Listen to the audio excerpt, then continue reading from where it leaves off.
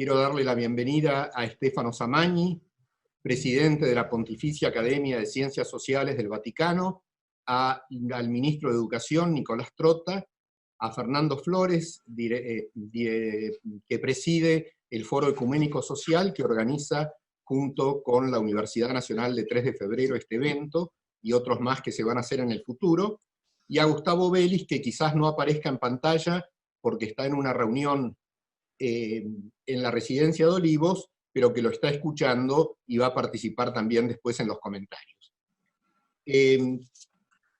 Esta reunión que nos plantea la duda entre una economía al servicio de los pueblos y de los mercados, hubiera sido válida en cualquier momento, pero lo es más aún en esta situación en la que por un lado hay un mundo que exhibe niveles de desigualdad, niveles de injusticia social que nunca se habían visto, y al mismo tiempo tenemos una pandemia que tiene un costado sanitario muy importante, pero que tiene también repercusiones económicas que van a tener una gran influencia en la sociedad una vez que esta pandemia se termine.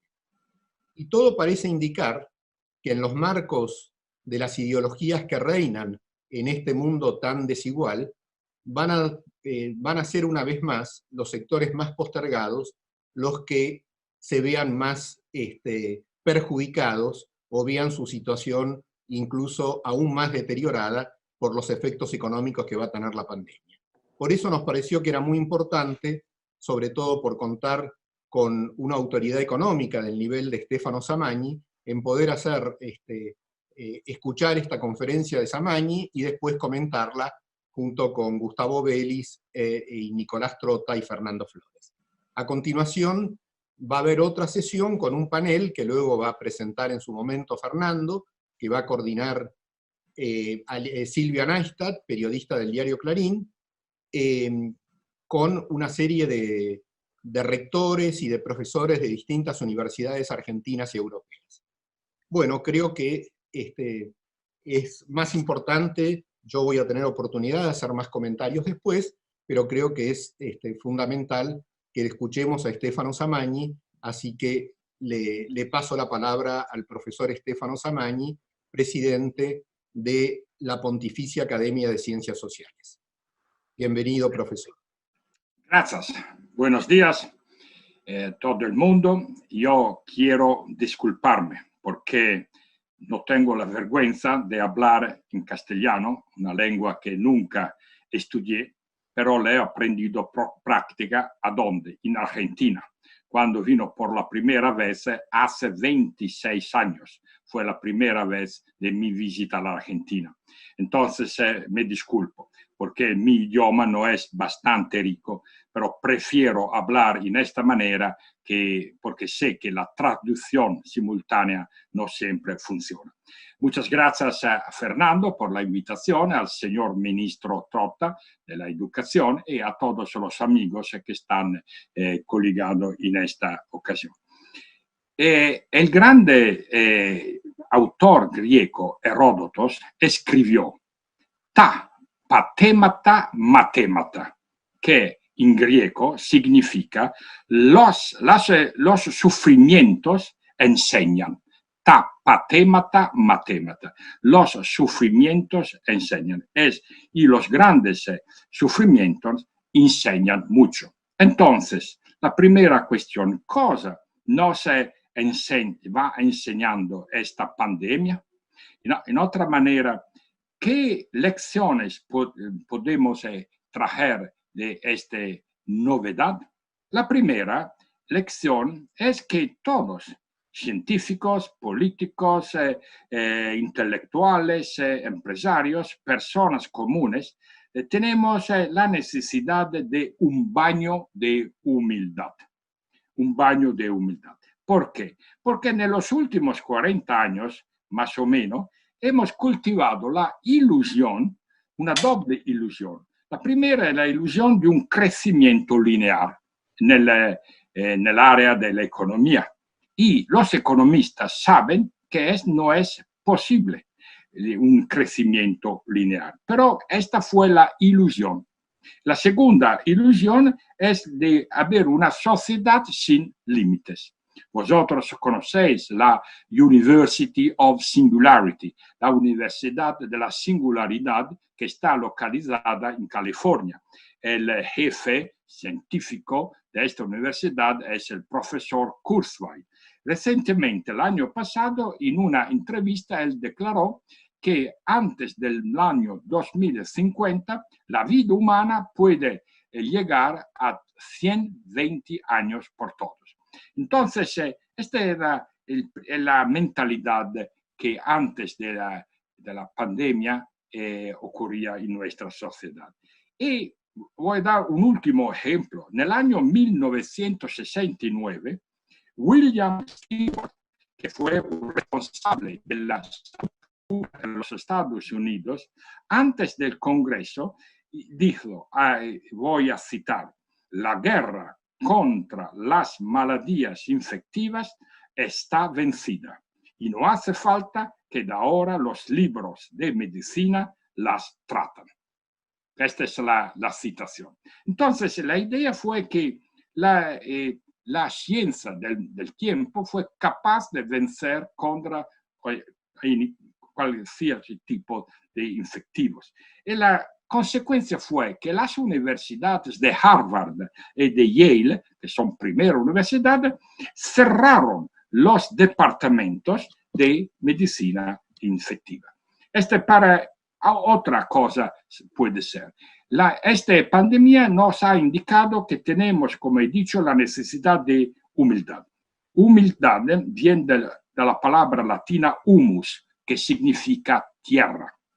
Humilde es la persona que tiene los pies planteados sobre la tierra. Y muchas veces en el pasado hemos no planteado, mas volar.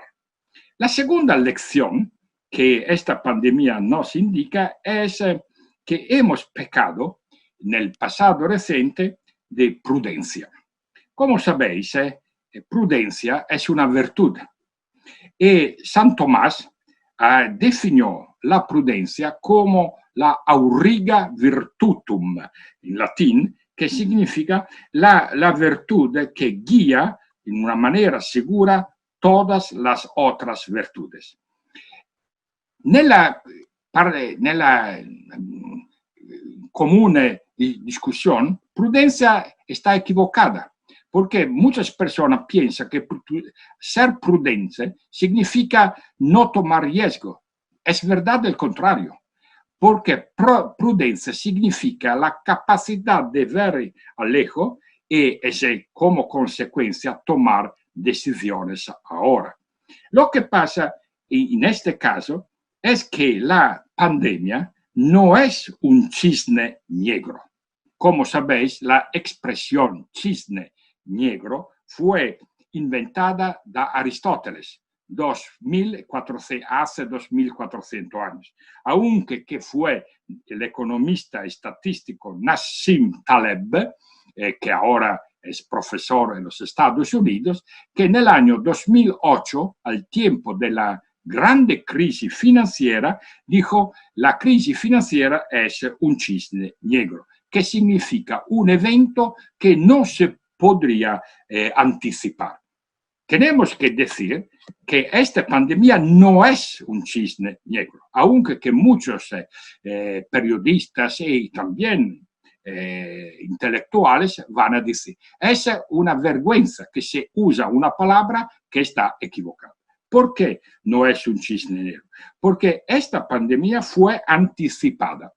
Si vosotros vais a leer el libro de David Quammen, que es un científico americano, que el título es Spillover, fue publicado hace 10 años, 2010. Va a leer qué dice Quammen. Dice, tenemos que ser preparados porque una pandemia de esta característica va a ocurrir en el corto plazo.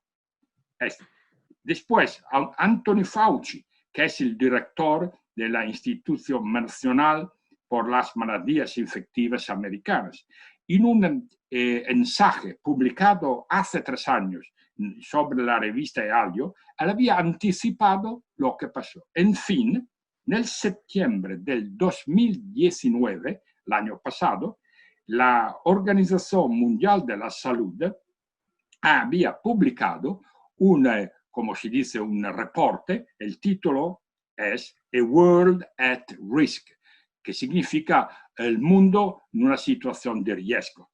Y en aquel documento, la Organización Mundial invitó a todos los gobiernos de todo el mundo de ser preparado con la máscara y con los otros instrumentos medicales. Nunca sucedió. Entonces, no se puede hablar de un evento que no se podía anticipar. Esto significa que hemos pecado contra la prudencia, porque ser prudente, como he dicho, significa la capacidad de anticipar los eventos. En otra manera, la prudencia es contra el cortoplacismo. Contra el cortoplacismo. Ed ese es un punto que implica que tenemos que revisionar, por ejemplo, los modelos de comportamiento emprendedorial, porque muchos empresarios no tienen el enfoque sobre el largo plazo, sino solo el corto plazo. Esta información se puede obtener en el libro de Snowden, que es el título de este libro que fue publicado el año pasado, pero ahora el autor, Snowden, ha hecho una segunda edición que está ya pronta. El título del libro es Epidemics and Societies, significa epidemias y sociedad. Es el libro más completo y más documentado que se puede leer. Es un libro de 600 páginas y considera las epidemias desde el año 1000, en el último milenio, hasta ahora. Es increíblemente rico de información de todo el tipo. Esta es la segunda lección, que significa que tenemos que reintroducir en el debate cultural y también económico y político la virtud de la prudencia. El verdadero empresario es un hombre prudente. Es la misma cosa con los científicos y otras personas. La tercera lección que esta pandemia nos indica es la siguiente: que la salud es un bien común global. Uno puede decir, no es una novedad. No, es una novedad, porque la salud no es ni un bien privado, ni un bien público, mas es un bien común. Como los economistas tenían que saber, pero muchos economistas no lo saben, hay tres categorías de bienes: bienes privados, públicos y comunes. ¿Y cuál es la relevancia? Que las reglas, lo que se llama la governance de un bien común, no puede ser ni de tipo privatístico ni de tipo publicístico. Tiene que ser una de tipo comunitario. Porque si un bien es común, es la comunidad entera que tiene que garantizar las medidas para... Y lo que pasa es que, desde este punto de vista, la salud es como el medio ambiente. Como sabemos, el medio ambiente es un bien común. No es un bien privado ni un bien público. Esta es la tesis fundamental que Papa Francisco explicó hace 5 años, exactamente 5 años, en la Laudato Si. Y cuando muchas personas, muchos economistas criticaron a él, pero ahora se callan, porque los economistas que lo criticaron fueron aspramente criticados porque saben que lo que han dicho no es verdad. En otra manera, como el medio ambiente y también la salud, hay una relación muy cercana, porque la destrucción de la biodiversidad, la deforestación y la CO2, el anhídrido de carbono, etc., son fenómenos que tienen un efecto de liberar los virus aeróbicos y alimenta la zoonosis. Zoo significa animal, que la fauna salvaje va a transferir, cuando nosotros vamos a destruir el medio ambiente, estos virus de los animales a los hombres, etc. Esta entonces es la razón por la cual, como voy a decir ahora, tenemos que modificar nuestro enfoque sobre el tratamiento de los bienes comunes. Estas son las tres lecciones principales. Hay otras, pero tengo que ser sintético. La segunda, entonces, parte de mi presentación es la siguiente. ¿Qué hacer para salir de esta situación? En otra manera, ¿cuáles son las estrategias que se pueden seguir para salir de esta situación?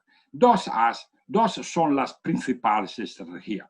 Una primera es lo que se llama el modelo de la aluvión. Es una metáfora. ¿Qué significa? En un caso de aluvión, se espera que el agua se vuelve en el alveo del río, después se van a sistemar los diques del río y después el agua continúa a fluir como antes. Lo que se dice business as usual. Esta estrategia es una estrategia que es de corto plazo, porque no va a modificar las estructuras que tienen problemas en una sociedad. Esta es la razón por la cual yo, muchas otras personas, prefieren la segunda estrategia, que es terminada y que es llamada la estrategia de la resiliencia transformativa. Como sabéis, la resiliencia, ¿qué es? Es la capacidad de un sistema de hacer frente a la vulnerabilidad. Una pequeña paréntesis. Tenemos que distinguir fragilidad y vulnerabilidad. Demasiadas veces vamos a confundir, pero no son la misma cosa.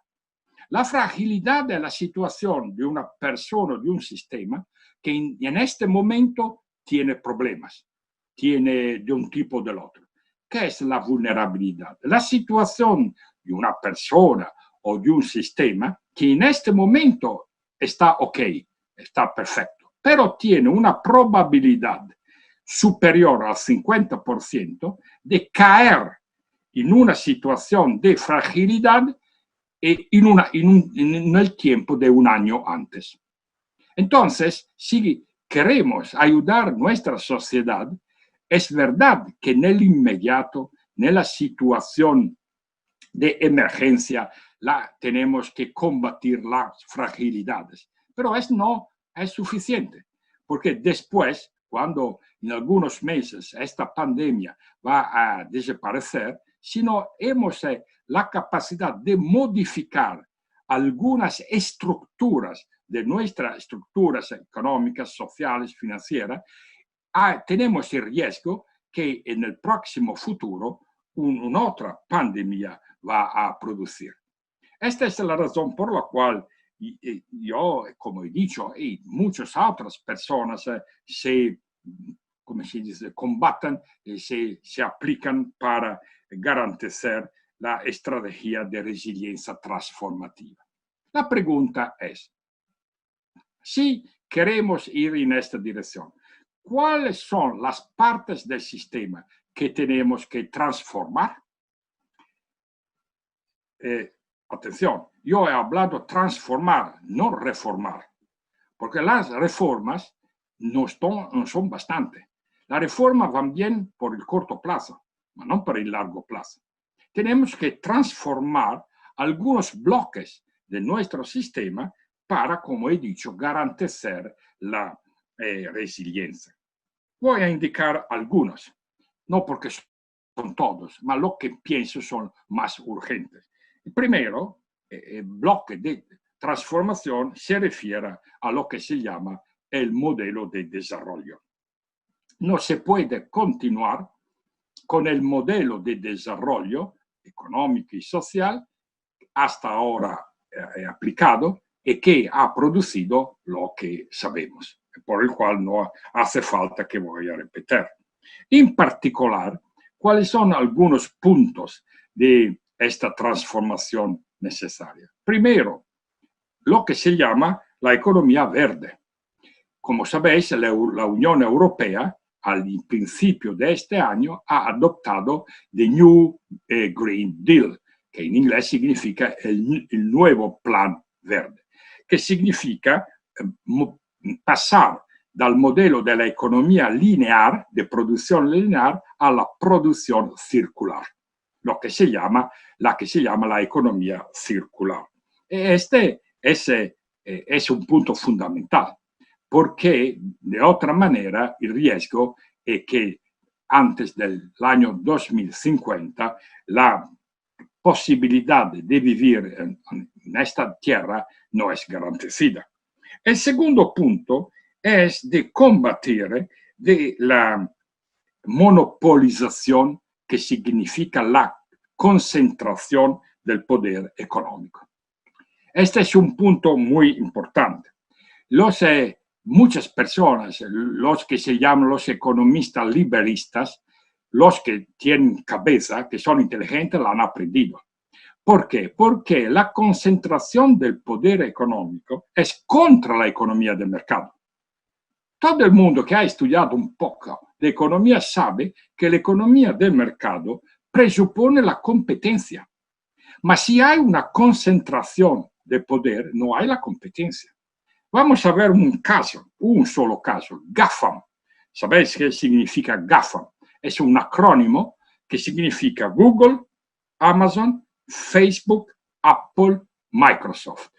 5 empresas, que son empresas de tipo que tienen una fuerza económica superior a un país como el Portugal o la Suiza y otros países. Pensáis, 5 empresas más potentes desde el punto de vista económico de un entero país, etc. Lo que pasa es que las implicaciones de esta concentración es lo que todo el mundo sabe. Porque si hay esta concentración, el poder económico se transmuta en el poder político. Porque estas empresas van a condicionar los gobiernos. No sabemos si en Europa. Yo no tengo bastante información de América Latina, pero puedo presumir. ¿Cuál es la medida? La amenaza. Si quieren aceptar nuestras condiciones, nosotros vamos en otro lugar. Y en esta manera entendéis las consecuencias. Un segundo ejemplo es los paraísos fiscales. Google tiene su cuartel general en la isla Bermudas. ¿Por qué? Porque en la isla Bermudas la tasa fiscal es 0%, no se paga. Entonces, esta es una situación increíble que no se puede continuar. Esta es entonces la primera medida de transformación. Tenemos que transformar el modelo de desarrollo, que tiene que volver a principios fundamentales de una economía de mercado y no de una economía de monopolización. Porque los monopolios son siempre peligrosos, porque no solo son peligrosos desde el punto de vista económico, sino también desde el punto de vista político. El segundo, la segunda medida de esta estrategia es que tenemos que buscar una forma de organización de los bienes comunes. Porque yo he dicho que el medio ambiente como la salud es un bien común. Y en particular, tenéis que saber que la teoría económica oficial, lo que se llama mainstream economic, hasta ahora no ha producido ningún modelo, ningún estudio de governance de un bien común. Hay contribuciones, pero no son de los economistas. Como sabéis, Elinor Ostrom, que obtuvo el Premio Nobel de Economía en el año 2009, había producido un libro que sí, el título es Governing the Commons, que significa la gobernanza de los bienes comunes. Ma ella no fue porque se desapareció, no fue un economista, fue una cienciada política. Es interesante esto. Fue una mujer que